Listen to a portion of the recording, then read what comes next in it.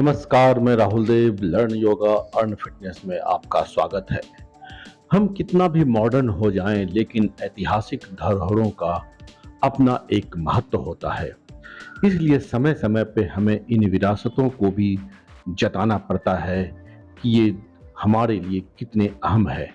साथ ही लोगों को इनसे जोड़ने के लिए एक अनूठी पहल भी हम करते हैं। इसी कड़ी में पर्ल सिटी हैदराबाद में चार मीनार इलाका रंग बिरंगी रोशनी से जगमगाता नजर आ रहा है। रविवार को इस पूरे इलाकों को नो ट्रैफिक जोन घोषित किया जाता है। चार मीनार का इतिहास काफी दिलचस्प है। इसे 1591 में कुतुब शाही के वंश के पांचवें शासक सुल्तान मोहम्मद कुली कुतुब शाह ने बनवाया था। सुल्तान द्वारा अपनी राजधानी को गोलकुंडा से हैदराबाद के नवगठित शहर में ट्रांसफर करने के बाद स्मारक का निर्माण करवाया गया था। इसकी संरचना में इंडो इस्लामिक वास्तुशास्त्र का मिला-जुला मिश्रण है। यह चार मीनार जब कभी भी आप हैदराबाद आते हैं तो जरूर यहाँ इसे देखने जाएं।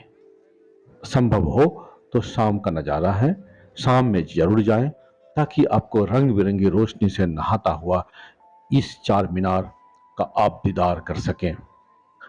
यदि आप ऊपर चढ़ना चाहते हैं तो 149 सीढ़ियों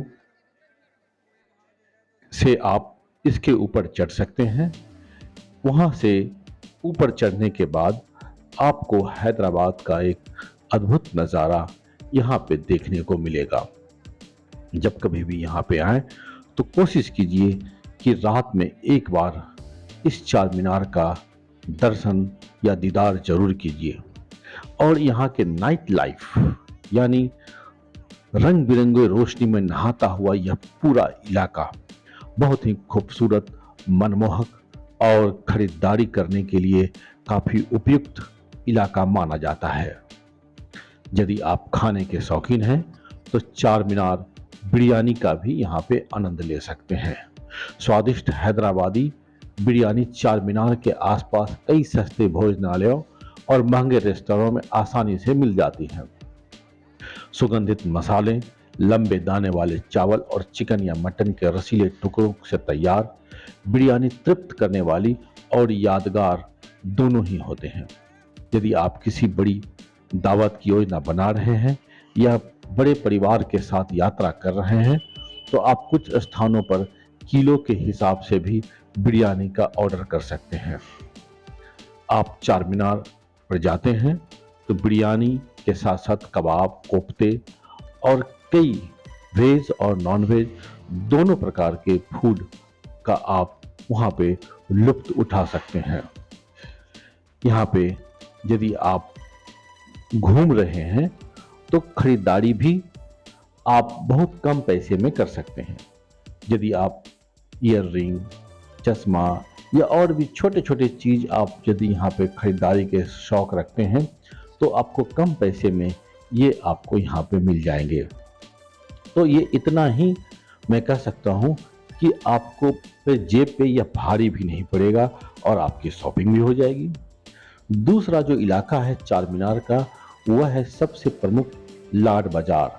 लाड बाजार यहाँ लाख की चूड़ियाँ खरीदने का यह पूरा इलाका बहुत ही प्रसिद्ध है।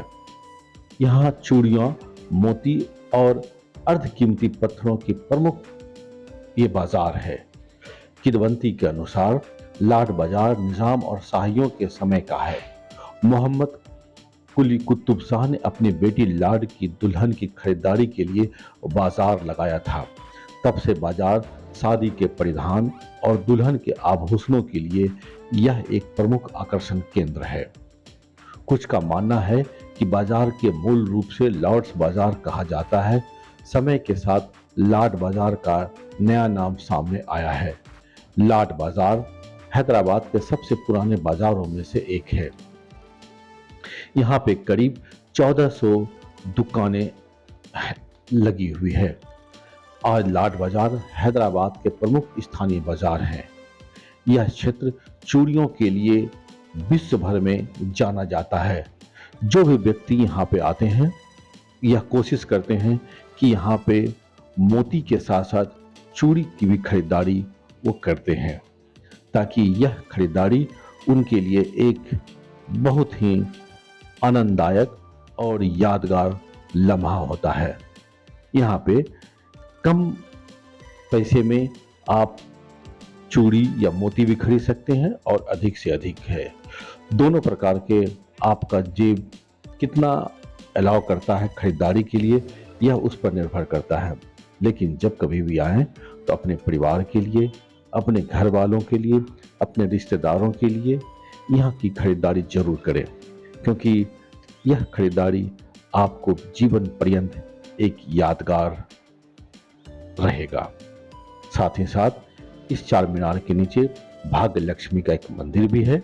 आप चाहें उनका दर्शन कर सकते हैं, उनका आशीर्वाद ले सकते हैं। इसलिए मेरी गुजारिश है कि जब कभी भी आप हैदराबाद आएं तो कोशिश कीजिए कि इस चार मीनार का दीदार जरूर कीजिए। साथ ही साथ यह दीदार रात में कीजिए। हम उम्मीद करते हैं कि आप यहाँ जरूर आएंगे तो मुझे जरूर बताइएगा। धन्यवाद।